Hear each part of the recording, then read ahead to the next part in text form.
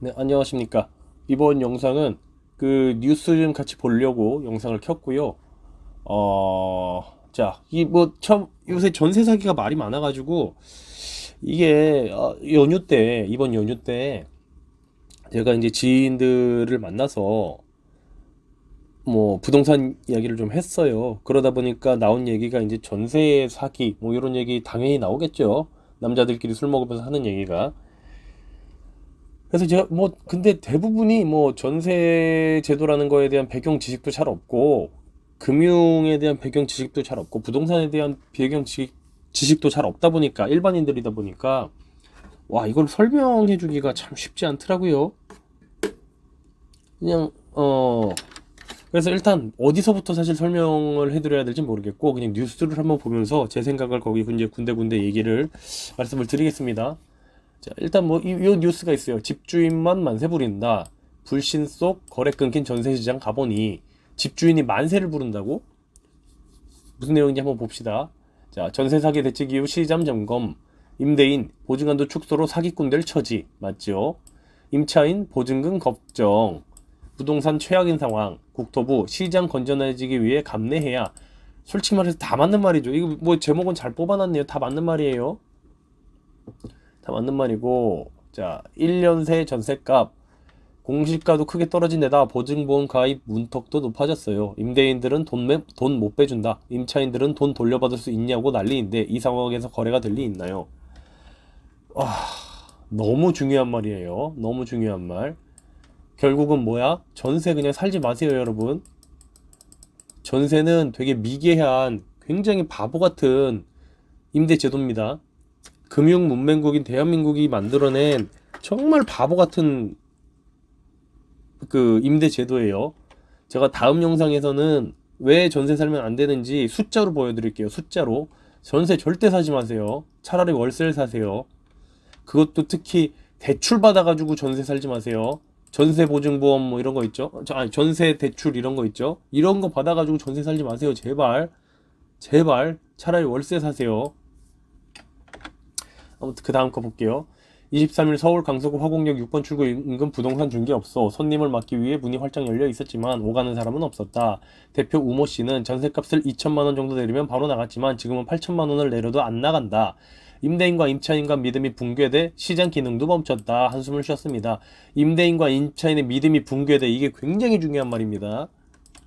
임대인과 임차인의 믿음이 있을 수 있어요? 다 처음 본 사람들 아니야? 여러분들 처음 본 사람한테 막 3억, 5억씩 막 맡깁니까? 처음 본 사람한테? 근데 그러고 있잖아, 전세는. 뭐 집을 빌린다는 미명하에. 근데 집을 빌리는데 그 집이 5억, 뭐 이렇게 3억, 5억을 빌려줄 만한 가치가 있는지도 잘 모르면서. 왜냐면 그냥 그게 매매가가 5억 정도 한다고 해가지고 있잖아요.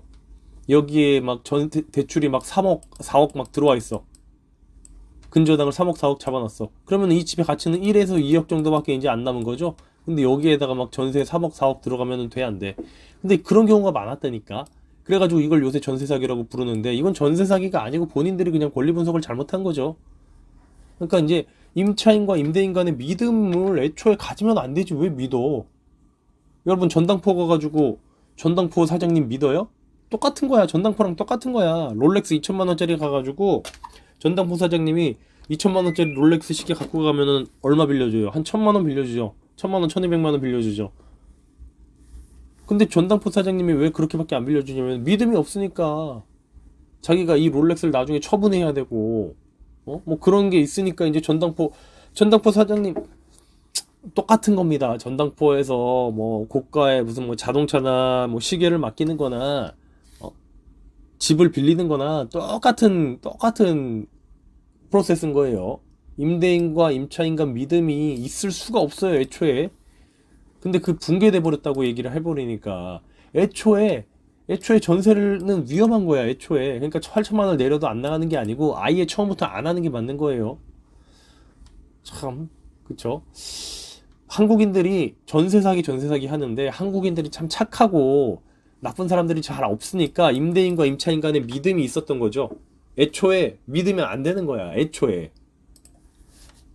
자, 맞은편 다른 중개업소에선 전화기 너머로 임대인의 볼멘 소리가 들려왔다. 도배 장판 새로 해야 들어온다며 다 하고 나갔는데 다 하고 가격 낮췄는데 왜 세입자가 안 들어와? 난감한 표정의 중개인은 곧 전화를 끊고 고개를 저었다. 그는 수요는 안 보이고 만기가 한참 남은 임차인한테서 전세금을 돌려받을 수 있는 확인 전화만 받는다라고 통보로 했다.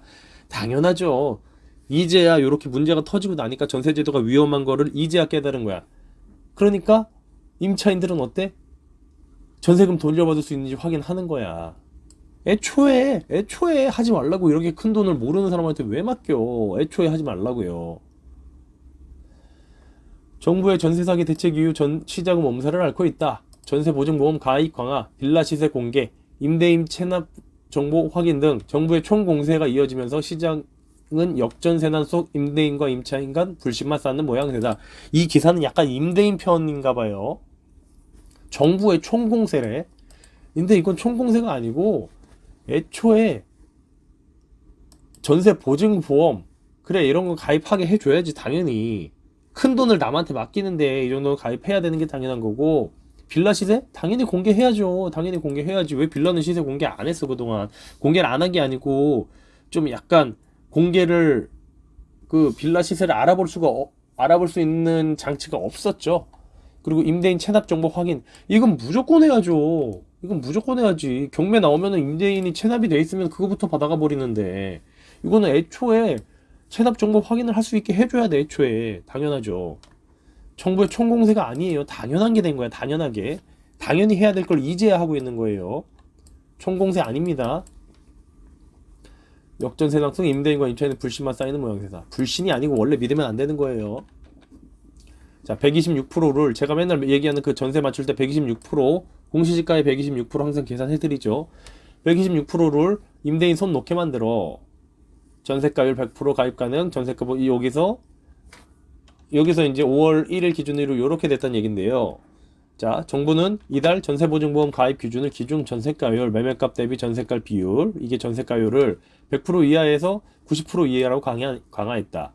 그리고 주택 가격 산정 시 공시가 적용 비율도 작년까지 150%였으나 올해부터 140%로 바뀌면서 이번 달부터 전세값 공시가격 곱하기 126%여야만 전세보증보험에 가입할 수 있다. 제가 맨날 이제 계산해드리는 거죠. 요거 무자본 갭 투자를 막기 위한 조치다.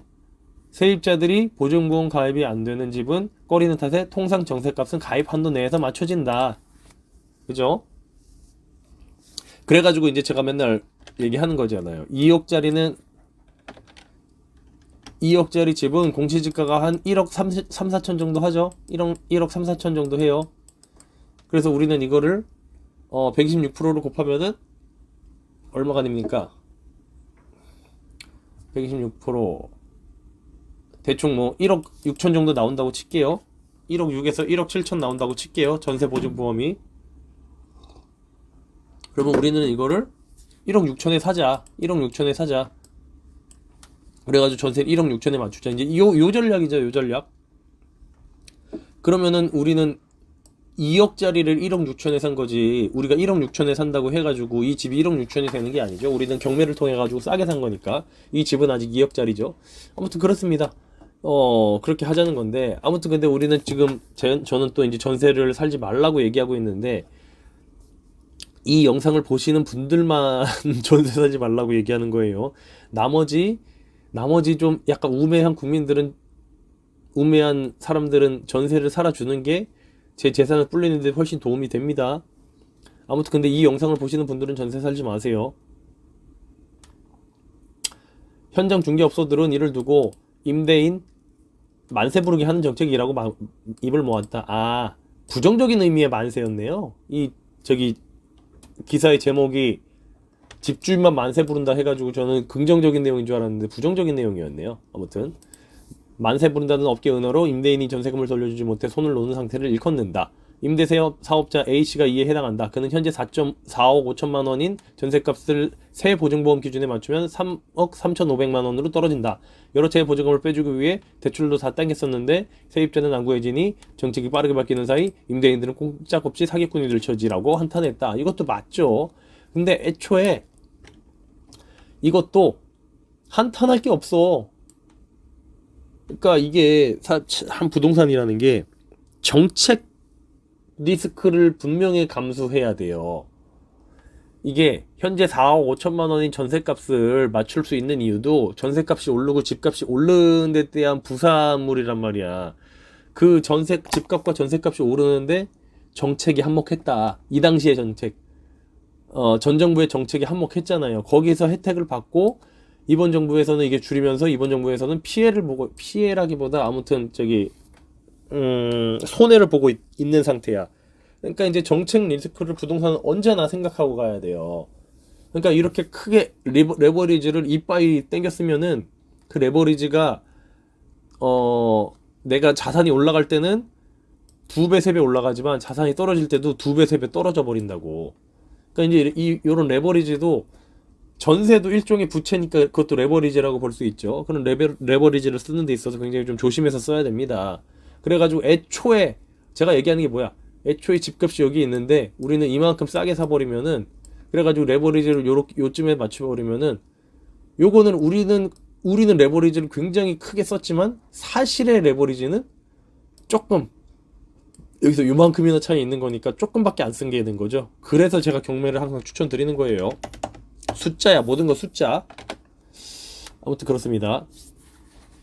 정부는 2월 대책 발표 당시 전세가율이 90%를 넘어도 반전세, 보증부 월세로 돌려 보증보험에 가입할 수 있다고 유도했다. 그러나 현실은 녹록치 않다. 영등포구의 한 부동산 중개업소 대표는 월세로 돌릴 여력이 있는 집주인은 전체의 20%도 안 된다며 대다수는 공사비, 전세금 등 큰 돈을 당장 갚아야 된다고 말했다.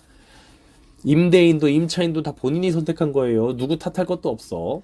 자, 연도별 1월에서 4월 서울 빌라 단독 전세 매매 거래량 단위권 뭐 이렇게 됐네요.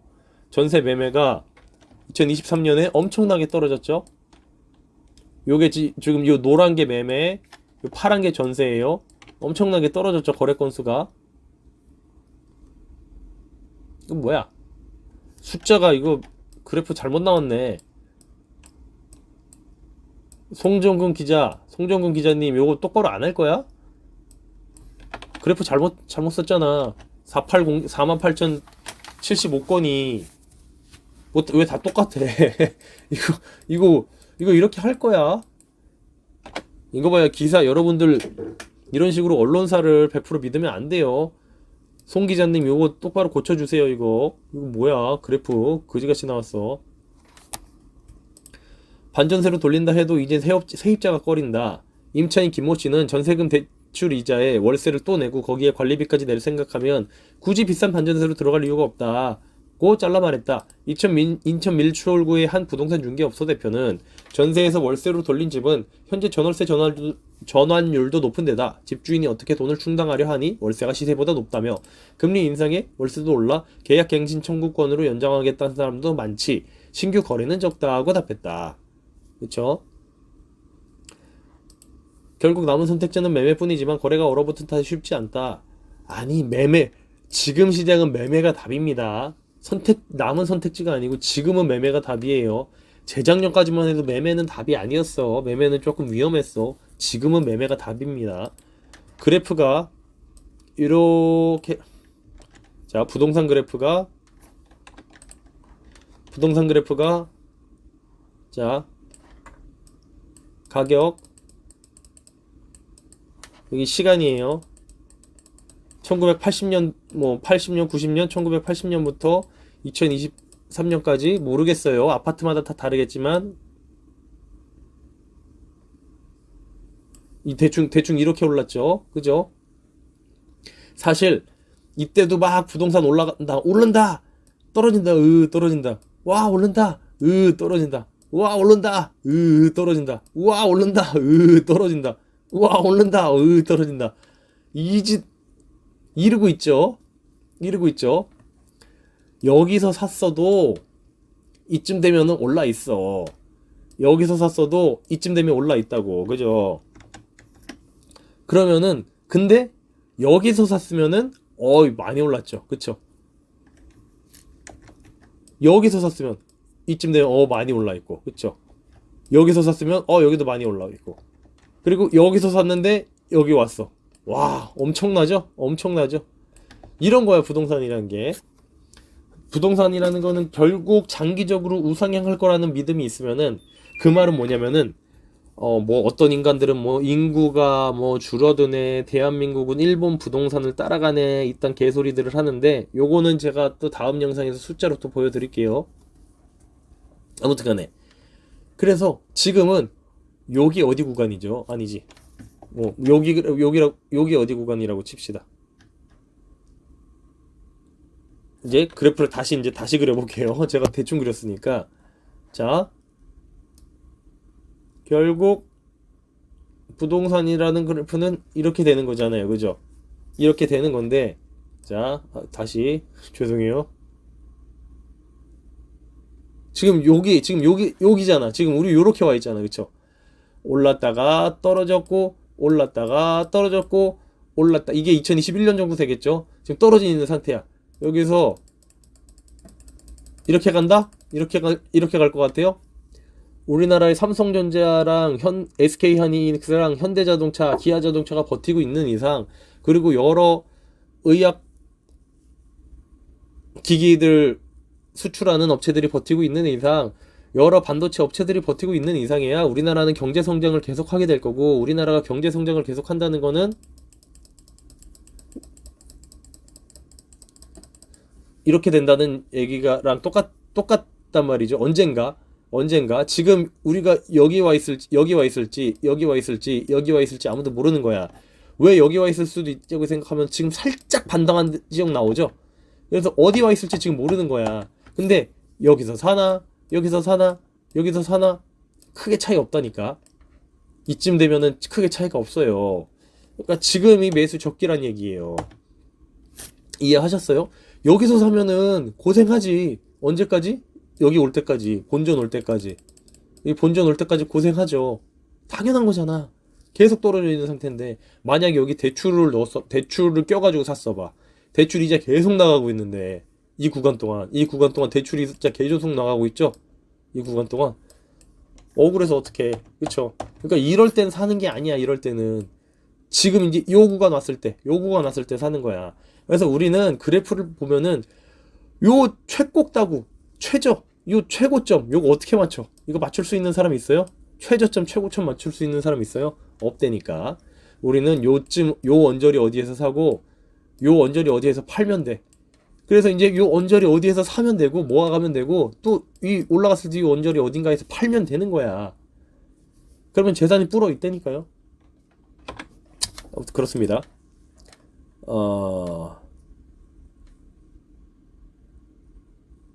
그래서 남은 선택지는 매매뿐이 아니고, 지금은 선택지가 아니고 지금은 매매할 시기입니다. 매수할 시기예요. 매수. 자, 서울 부동산 광장에 공개된 올해 1일에서 4월 서울 B아파트 매매 전세 거래량은 각각 6,840건, 36,278건으로 2006년 통계 집계 이래 최저치를 찍었다. 그러겠죠, 당연히. 화곡동의 부동산 중개업자 B씨는 2억 1천만 원이던 전세값이 1억 6천만 원으로 떨어지자 집주인이 매매로 내놓은 뒤 세입자에게 차액 5천만 원에 대한 이자를 매달 줄 테니 팔릴 때까지만 살아달라고 부탁한 사례도 있다고 전했다. 뭐 이럴 수도 있겠죠. 이거는 세입자가 착한 경우야. 그리고 세입자가 보증보험을 안 들었을 경우, 만약에 세입자가 보증보험을 들었잖아? 이거 그냥 보증보험에다 돈 받고 보증보험에서 이거 임차권 행사해가지고 경매로 내버린다니까. 깐깐해진 임차인, 사기당하면 내 책임. 사기당하면 원래 내 책임 아니야? 아니지. 내 책임은 아니지, 사실. 사기꾼 새끼가 나쁜 놈들이고, 사기 당한 거에 대한 책임은 내가 지는 게 맞긴 하지. 원래 그동안 그래 왔죠. 그죠? 내가 뭐 그러면 주식 사기 당하고 옥매트 사기 당하고, 돌을 아십니까? 사기 당하면 나라에서 지원해 주나? 그런 거 안 해주죠. 그냥 내가 책임지죠. 자, 임차인들은 극도로 불안해하고 있다. 부동산 중개업소에는 연일 등기부 등본을 확인해달라. 보증금 만기 때 돌려받을 수 있느냐는 전화가 빗발친다. 애초에 전세에 들어가기 전에 애초에 알아봤어야지. 아직 계약하지도 않은 임차인도 마찬가지다. 정부 대책대로 안심전세 애플리케이션 앱을 통해 시세를 미리 조회하고 임대인의 세금 완납 증명서를 요구하는 건 당연한 수준이 됐다. 이거는 너무 옛날부터 했어야 되는 거예요. 옛날부터. 특히 보증보험 가입이 안 되는 집은 거들떠보지도 않는다는 게 현장 적용이 당연하죠. 당연하지. 몇 억을 모르는 사람한테 맡기는데 보증보험을 가입을 해야지. 무조건 당연하죠. 심지어 보증보험 가입이 돼도 임차인은 걱정은 이어진다. 보증보험 가입되면은 임차인은 걱정 안 해도 됩니다. 이거는 좀 여기부터는 좀 요거는 좀 바보 같은 소리예요. 물론 임차인이 하는 얘기니까. 임차인도 할 말은 있다. 신모 씨는 전세 사기 피해자들한테 네가 확인 안 한 탓이다라는 말이 나오지 않냐. 뭐 당연하지. 당연한 말이죠. 부동산도 집주인도 책임지지 않고 임대인에게 돈 받을 방법은 소송밖에 없는데 최대한 위험 요소를 제거하고 싶다. 부동산에서 저는 책임을 져야 된다고 생각해요. 부동산에서. 이 부동산에서다가 수수료 요새 뭐 거래 수수료 0. 몇 프로죠?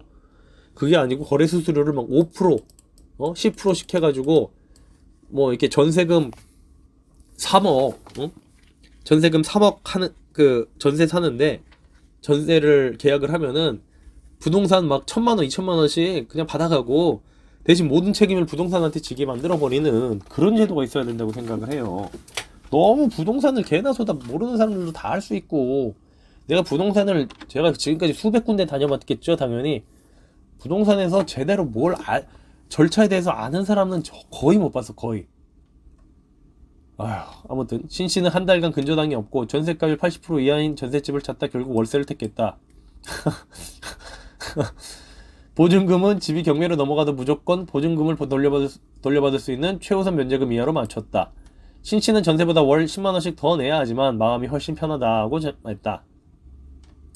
그래, 월세가 훨씬 더 똑똑한 임대 방법이에요.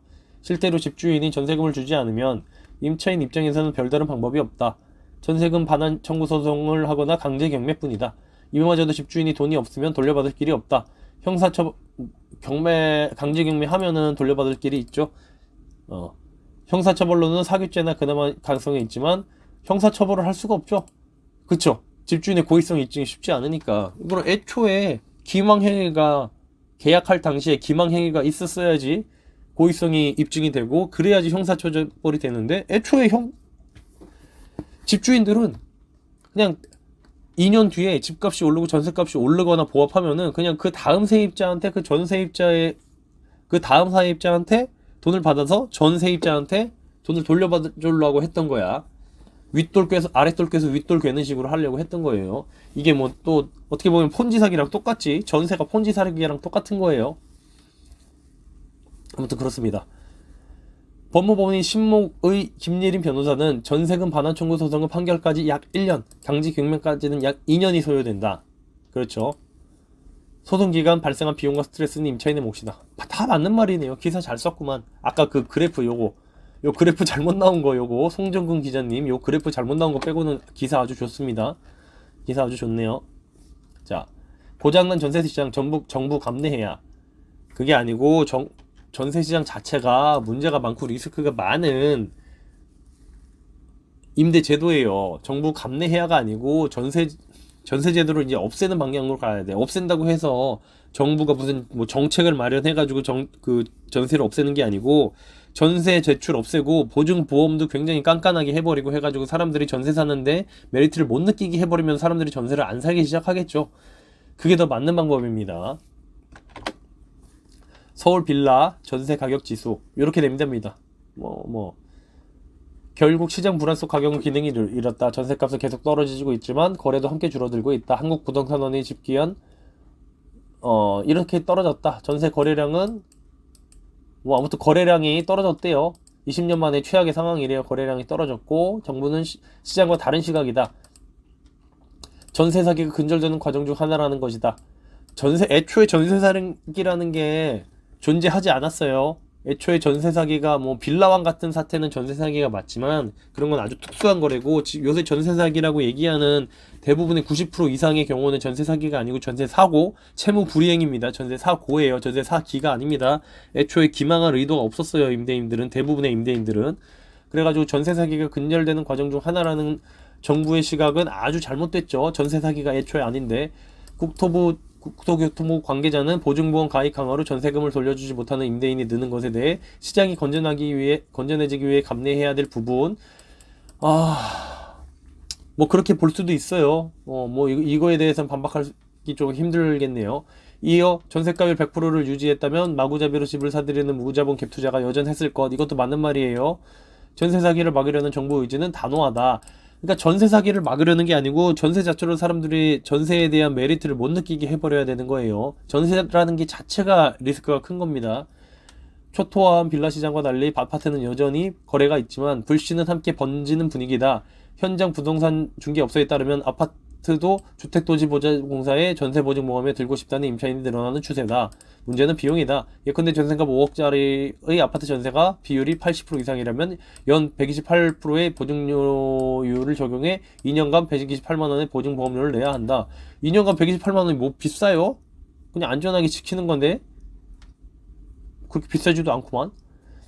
김진유 경기대 도시교통공학과 교수는 그간 전세제도를 자체를 느슨하게 운영해왔고 맞죠. 결국 보증보험료를 등 전세제도를 유지하는 데 드는 간접 비용이 늘어나는 결과가 나타나고 있다. 그쵸. 전세제도 보완이 시급하다. 교수님이라 그런지 다 맞는 말이에요. 다 맞는 말이에요. 아무튼 그렇습니다. 그렇고 자 그래가지고 요 핵심이 뭐야? 여기 주제가 이렇게 사기꾼들 처지 본인 탓이에요. 임대인도 집주인도 본인 탓이에요. 누가 그런 집을 사라고 했어요. 누가 그렇게 전세를 주라고 했어. 임대인도 본인 탓. 임차인도 본인 탓이에요. 임차인도 본인 탓이에요. 누가 그렇게 비싸게 전세 들어가라고 했어. 본인 탓. 국토부 시장 건전하기 위해 감내해야 그렇게 해야 돼. 국토부는 이거를 감내하라가 아니고 전세 제도를 조금씩 축소해 나가는 방향이 더 맞는 거예요. 근데 이제 그렇게 얘기할 수 없으니 뭐 이런 식으로 얘기하는 것 같습니다. 결국 모든 3자가 다 맞는 말을 하고 있고 3자가 다 지금 큰 피해에 빠져 있는 거죠. 여기서 승리자는 누구야? 여기서 승리자는 뭐냐면은 2021년에서 2022년에 이 당시에 부동산 폭등장에서 전세값과 집값이 폭등했던 요렇게 폭등하고 지금 이제 떨어졌죠. 이렇게 폭등했던 잔에서 부동산 팔고 나온 사람, 요때 사서 요때 팔고 나온 사람, 이 사람들이 승리자입니다. 결국 제로섬이죠. 제로섬. 결국 제로섬인데 그러니까 이제 어쨌든 누군가 피해보는 금액 플러스 누군가 이득 보는 금액 플러스 하면은 결국은 그 이득은 빵이 된다는 얘기인데 여기 이 임대인과 임차인 다 피해를 보고 있죠. 그러면 여기서 누군가는 혜택을 봤을 거 아니에요. 여기서 혜택 본 사람이 누구다? 2014, 5년, 5, 6년에 샀다가 2021년에 판 사람들. 이 사람들이 승리자죠. 그죠?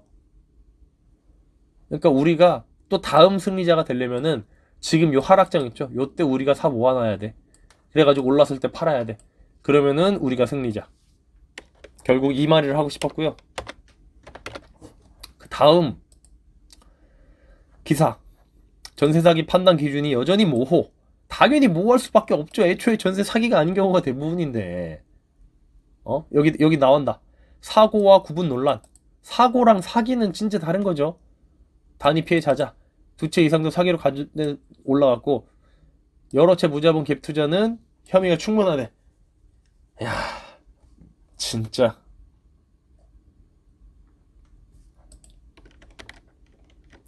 자, 임차인 측은 전세금을 돌려주지 못한 임차인에게 정부가 지원해야 된다는 입장이지만 말도 안 되는 소리죠.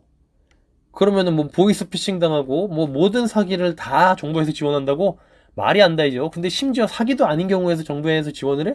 정말 말이 안 되는 건데 지금 떼법 지금 떼법으로 이렇게 해가지고 지금 하고 있는 거야. 미국이나 이런 나라였으면 애초에 말 같지도 않은 소리예요, 이거. 좀 금융에 대해서 좀 선진국이라면은 뭐 미국, 영국 이런 나라였으면 지금 이거 말도 안 되는 얘기예요. 개인 간의 사인끼리의 거래에서 거기에 어떤 손해가 발생하니까 정부가 책임진다? 말도 안 되는 얘기예요.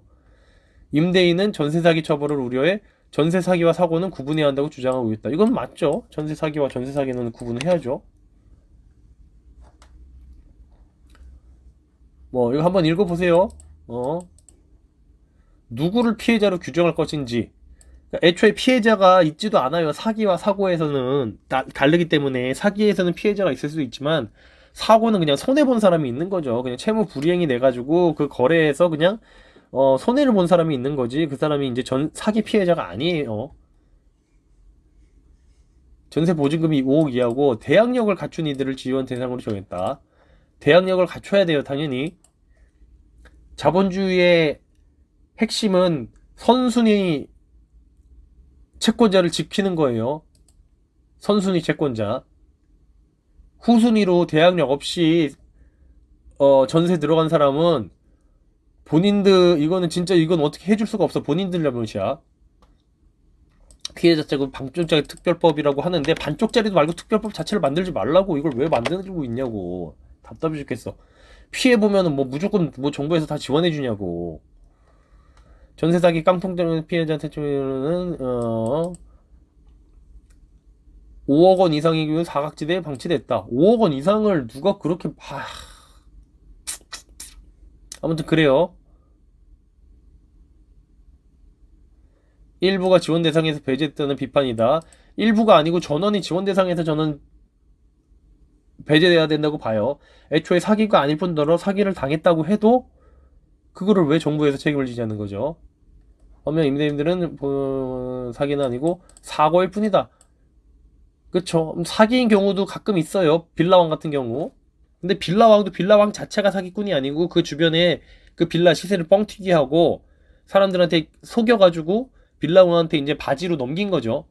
그래가지고 주변은 뭐 건축주라든지 부동산 중개인들이 사기꾼인 거죠. 빌라왕은 바지, 그냥 바보 같은 바지였을 뿐이에요. 아무튼 그렇습니다. 처벌 대상이 될 수 있어서다. 새 모녀 사건. 1000차가 넘는 피해자가 발생했지만 경찰은 이를 사기로 볼 수 있을지에 대해 고민이 컸던 거라서 전해진다. 당연히 그렇죠. 왜냐면 그냥 사인 간의 거래였잖아. 사인 간의 거래인데 그거를 그냥 공개되어 있는 자료, 등기부 등본을 다 볼 수 있고 조회해 볼 수 있는데 그걸 그냥 본인이 합의해서 거래한 건데 그거를 사기로 볼 수 있을지, 애초에 기망행위가 없었으니까 사기로 볼 수 있을지, 그게 이제 힘든 거죠. 지금 때법 때문에 지금 발생한 건데, 그러니까 무죄번 갭 투자가 사기범을 판단하는 거냐. 이게 웃긴 거야. 내가 3억짜리 집을 샀어. 그래가지고 전세를 2억 9천에 맞췄어. 근데 내가 재산이 한 3억에서 5억이 다른 재산이 또 있었어. 그러면 이건 사기가 아니고, 왜냐면 돌려줄 돈이 있었으니까. 요건 사기가 아니래. 근데 내가 그냥 1000만원, 이거는 1000만원을 들여서 갭 투자를 한 거죠. 근데 내가 돈이 없었어. 내가 통장에 500에서 1000만원 밖에 없는 그냥 회사원이야. 이러면은 사기꾼이야. 야, 이씨, 이게 무슨 말도 안 되는 소리야. 지금 이 얘기를 하고 있는 거거든요. 돈이 있으면 돈이 있으면은 안 사기꾼, 돈이 없으면 사기꾼. 참, 어이가 없죠. 사기하면은 변제 능력의 변제 의사를 본다. 그러니까 이제 3억짜리 집을 사서 2.9억 전세를 줬어. 원래는 변제 능력이 뭐야? 다음 세입자한테 2.9억을 받아가지고 이분한테 주는 거. 이게 원래 변제 방법이었죠. 그러니까 변제 방법이 있었네. 그쵸? 그리고 변제 의사? 요거 나 이렇게 해가지고 다음 세입자 구할 거였어. 열심히 세입자를 구하면은 변제 의사도 있는 걸로 보는 거죠. 그러니까 사실 경찰에서는 이거를 형사로 보기가 너무 어려운 거야. 그쵸? 아무튼 그렇습니다. 투자 같아 보여도 본인이 역량보다 과하게 투자했다면 미필적 고의를 볼 수 있다. 최근 법원은 미필적 고의를 인정해 구속 영장을 발부한 사례도 있다. 그러니까 이 미필적 고의라는 게 굉장히 애매한 거야. 본인의 역량보다 과하게 투자했다면, 만약에 내 역량보다 과하게 사채 끌어 써서 투자를 했으면은 그것도 미필적 고의를 볼 거야? 예를 들어서 내가 3억짜리 집을 샀는데 사채를 그냥 끌었어. 대부업체에다가 2.9억을 빌렸어. 그 다음에 월세를 뭐 1000에 50, 뭐 1000에 100에 맞췄어. 이거는 최우선 변제금 1000만원에 1000에 100만원에 맞췄어.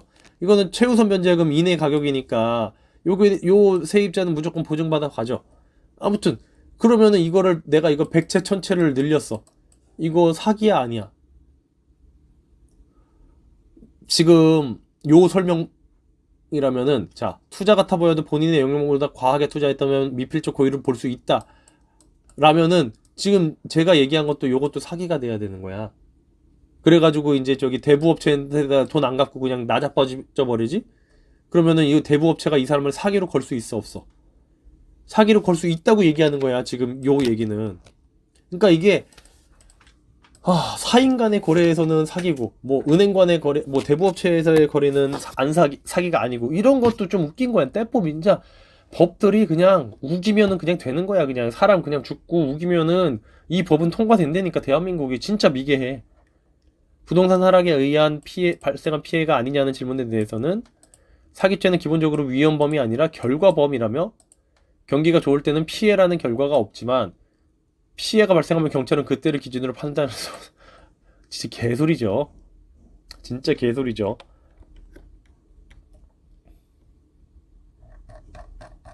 아무튼 그렇습니다. 그러니까 경찰이 하는 말이라고, 또 정부가 하는 말이라고, 또 기사에서 하는 말이라고 다 맞는 말이 아니에요. 논리적으로 생각해보면 진짜 개소리 많아. 그 다음 문제, 그 다음 기사. 전세 사기는 사회적 재난, 정부 집값 하락 리스크 대비 못한 결과. 이거는 너무 맞는 말인데? 너무 맞는 말이에요. 전세 사기란 말 자체가 저는 마음에 안 들지만 사회적 재난 맞습니다.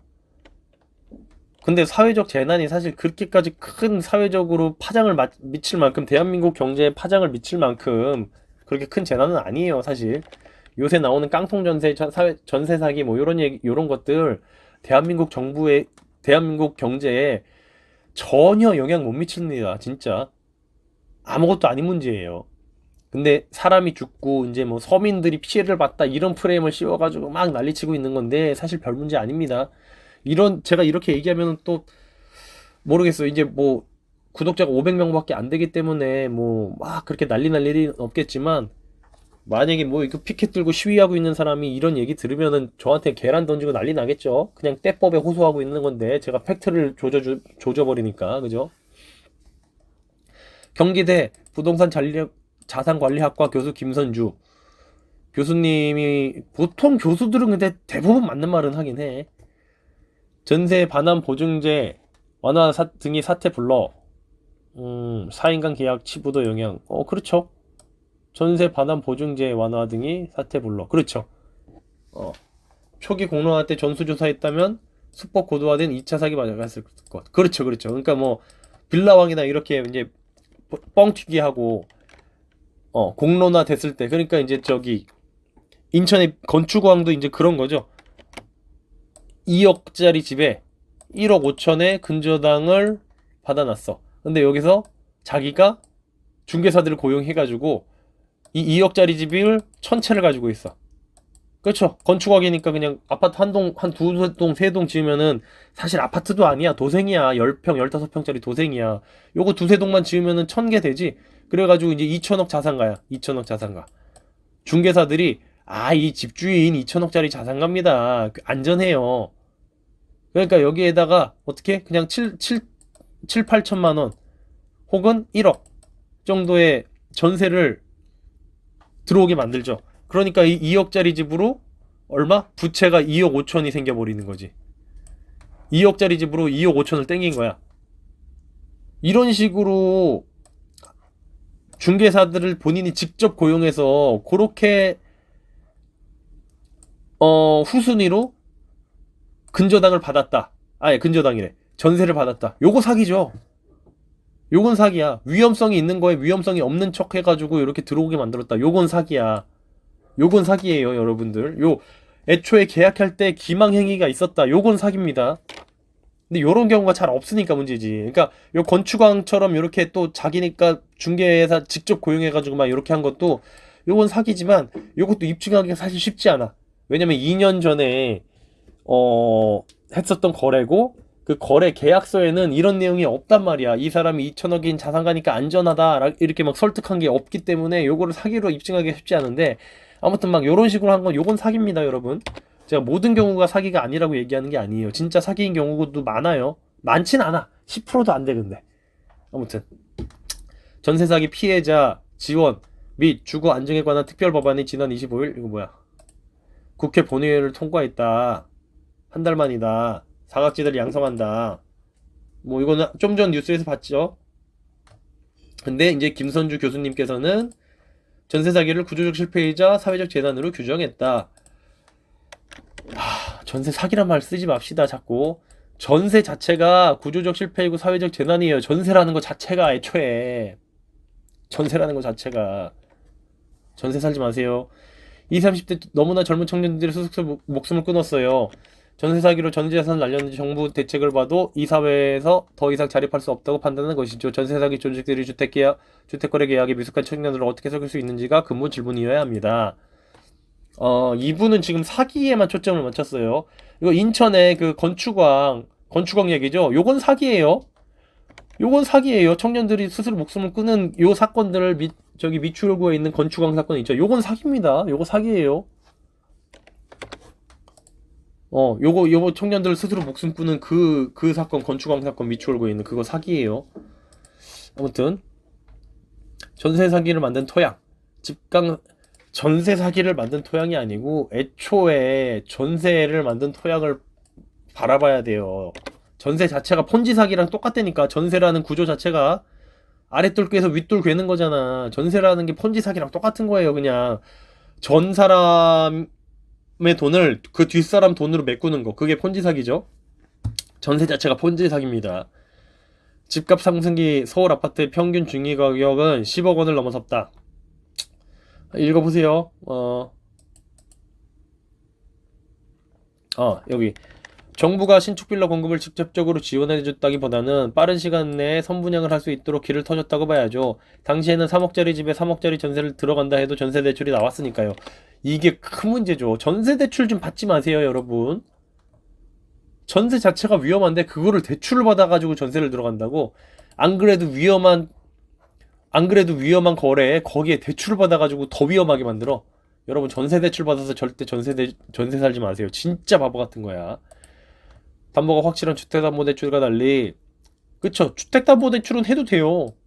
근데 전세금 담보대출은 전세대출은 하지 마세요, 진짜로. 전세 반환이 가능한 안전한 주택이라는 보증기관의 보증서가 필수다. 그렇죠? 통상 기사가 좋은데? 통상 부동산 업계에서는 매매가 대비 전세가가 80%를 넘으면 깡통주택을 분류한다. 하지만 정부에서 집값 상승이 세입자의 주거 안정을 통해 이유로 주택도시보증공사에서 전세금 반환 보증 발급 기준을 전세가율 100%까지 보장했다. 이게 전 정부가 이거 똥 싸는 거예요.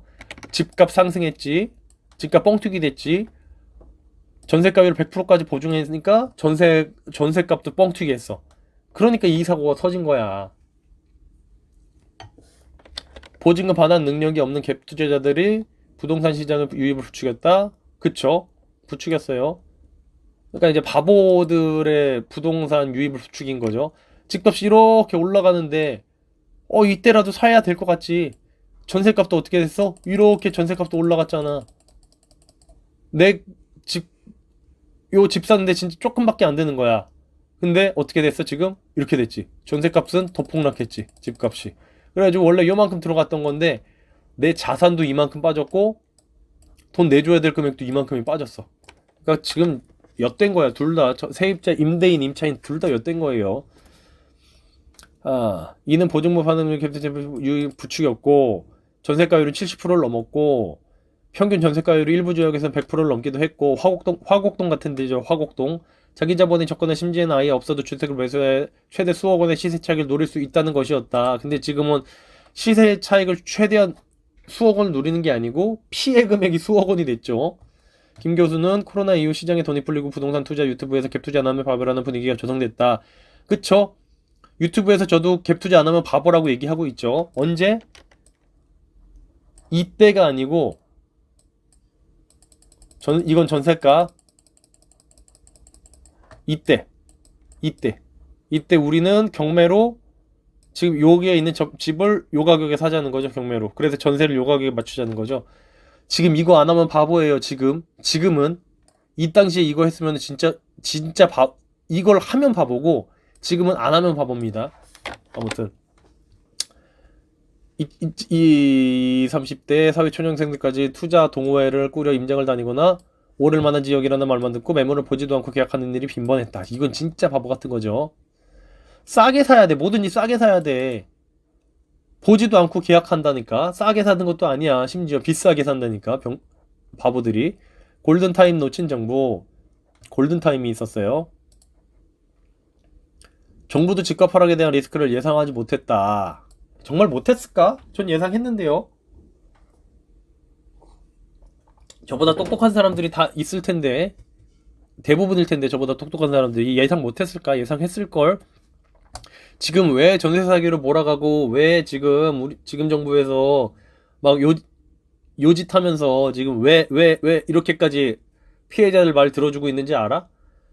뭐 윤석열 형이나 원희룡 형이 바보라서 그럴 것 같아요. 그 사람들 엘리트 검사, 서울대 법대 출신 검사 출신인데, 엘리트 법조인인데 절대 아니에요. 요거 질질 끌고 가가지고 내년에 뭐 있어요? 내년에 국회의원 총선 있죠?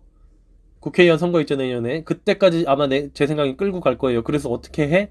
전 정부 탓 겁나 할 거예요. 전세 사기라는 프레임 씌워가지고 전 정부 탓 겁나 하면서 우리는 돌려놓겠다, 책임지겠다, 요 프레임으로 끌고 갈 겁니다. 그래가지고 지금 이러고 있는 거지. 정부도 집값 하락에 대한 리스크를 예상하지 못했다? 절대 그렇게 생각하지 않습니다. 내년 총선 때문이에요, 여러분. 1년도 안 남았어. 지금 이 분위기로 이제 가면은 경매도, 지금 윤석열 아저씨도 그 뭐 성렬이 형도 이제 그 가만히 있다가 갑자기 한 저번 달쯤에 전세 사기 어쩌고 저쩌고 막 얘기했잖아요. 사기가 아닌데, 사기가 아닌데. 경매도 미루라 그랬죠. 경매 미루면은 누가 피해 보는데? 세입자들이 제일 많이 피해를 본다니까. 왜냐면은 선순위 임차인 대항력이 없는 피해자들은 앞에 선순위 채권이 계속 쌓이고 있어가지고 점점 더 받아갈 돈이 없어지고, 만약에 대항력 있는 임차인이라고 할지라도 나는 이사 집을 옮겨가야 되는데 빨리 경매를 해가지고 이 돈을 털어야 되는데 그걸 못 털죠. 근데도 그렇게 마치 피해자를 위해주는 척 하면서 경매를 미루고 이런 거를 왜 하는 거야? 내년 총선 때문에. 내년 총선 때문에. 자, 전세가율이 고점을 찍으면 매매 가격이 하락하고 역전세와 깡통 양세를 중심으로 보증금 이완안이 본격화가 될 것이라는 점은 과거 사례를 통해 이미 예견할 수 있었어요. 이건 저도 예견했습니다. 이거는 누구나 예견해요. 부동산 투자하는 사람들이라면 누구나 예견할 수 있던 거예요.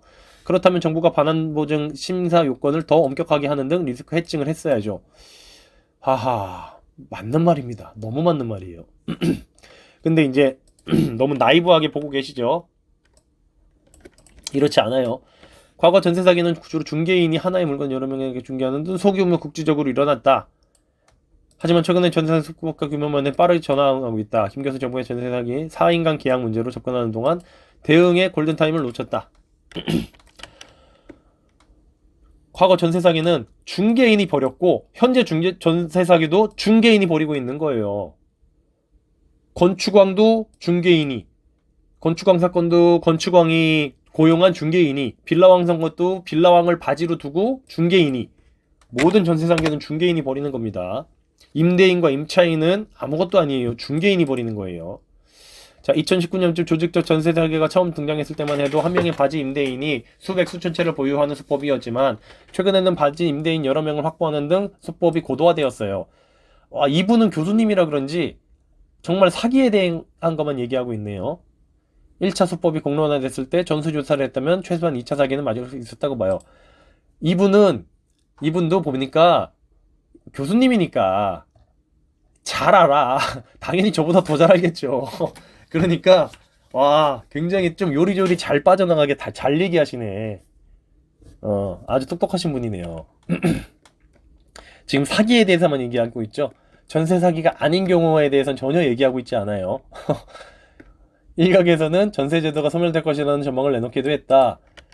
김 교수는 주택가격 상승기에 전세는 주거비를 아끼고 싶은 임차인, 목돈이 필요한 임대인, 선분양자를 찾아야 하는 건축주 모두에게 유리한 제도.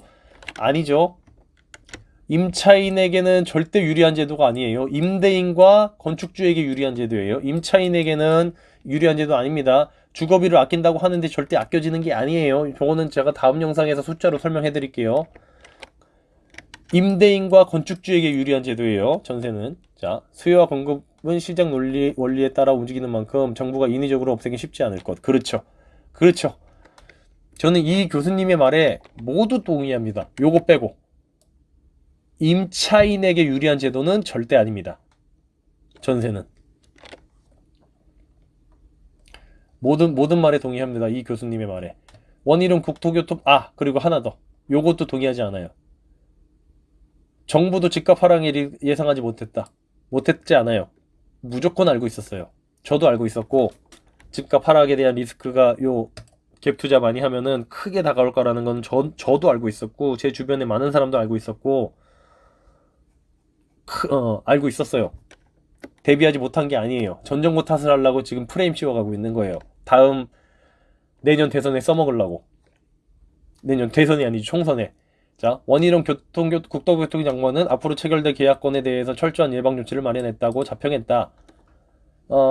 기준을 90% 낮추고 열람의 보완책을 마련했다. 저는 이거 잘했다고 봐요. 원희룡 아저씨 저기 욕하는 사람들이 많은데 저도 욕하고 싶은 부분은 이거를 자꾸 전세 사기 프레임을 씌워가지고 내년 총선 때 이용해 먹으려고 하는 게 눈에 빤히 보이니까 그거는 좀 욕하고 싶은데 요거 낮추고 세금 체납 열람하게 할 수 있는 거 요거 잘했다고 보는데 요거 세금 체납을 열람하려면은 계약금 10%를 넣은 계약서가 있어야지 열람할 수 있어. 그러니까 3억짜리 전세를 사는데 3천만 원 일단 계약금을 넣어야 요걸 열람할 수 있게 해놨단 말이야.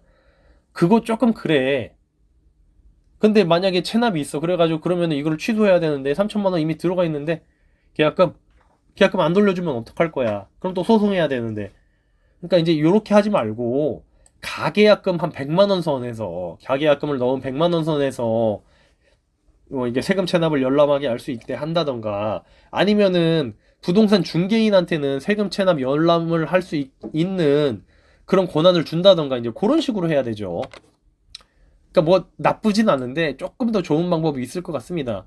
아무튼 뭐 희룡이 형님 저기 조금 너무 정치적으로 그렇게 하는 거 조금 하지 말아주세요. 적당히 하세요. 적당히. 눈에 너무 보입니다. 내년 총선에 하지만 김 교수는 이 정도만으로는 충분하지 않다고 단언했다. 지금은 사람들이 전세에 대한 경각심이 있지만 주택가격 상승에 다시 도래 전세 매물이 부족해지면 전세가율이 높아도 계약을 할 수밖에 없어요. 그렇죠. 이분은 아주 맞는 말만 하시네. 교수님이. 하긴 교수님이니까. 보증 가입 조건에 맞춰 매매가인 90%의 전세가 계약을 맺어도 집값 하락이 30%만 하락만 이런 일이 또 벌어지지 않는다고 할 수 없죠. 그렇죠. 맞는 말이죠. 김 교수는 전세를 양지화하는 것이 필요하다고 주장했다. 이거에 대해서는 저는 반대인데 전세를 양지화하는 게 아니고 아예 지양하는 방향으로 가야 되죠. 전세권 등기 의무화다. 아까 이제 이 교수님의 전제는 임차인에게 전세가 유리한 제도라는 그 전제가 깔려 있어가지고 양지화하는 것이 필요하다고 주장을 하고 있는데 전세 제도가 임차인한테 유리하다고 생각을 하니까. 근데 전세 제도는 절대 임차인한테 유리하지 않습니다. 전세권 등기 의무화다. 임차인이 등기상 전세권자로 설정되면 보증금을 돌려받지 못했을 때 강제 경매를 신청할 수 있다. 하지만 임대인의 동의가 필요하고 등기 비용이 발생한다. 전세권 등기 이건 아닌데. 그냥 대항력만 갖추고 있으면은 전세권 등기한 거보다 더 강력한 효과를 낼 수가 있어요. 지금 임대차 보호법 있죠? 그거 임대차 보호법에 따르면은 전입만 대항력을 갖추고 있으면은 전세권보다 더 강력한 효과를 발생하는데 대부분의 임대인들이 전입신고를 확정일자로 받아 대항력을 확보하고 전세금 반환 보증보험에 가입하는 차선책을 택한다. 차선책이 아니에요. 대항력을 확보하는 게 가장 강력한 등기인데 전세권보다 이게 더 강력해요. 아무튼 그렇대요.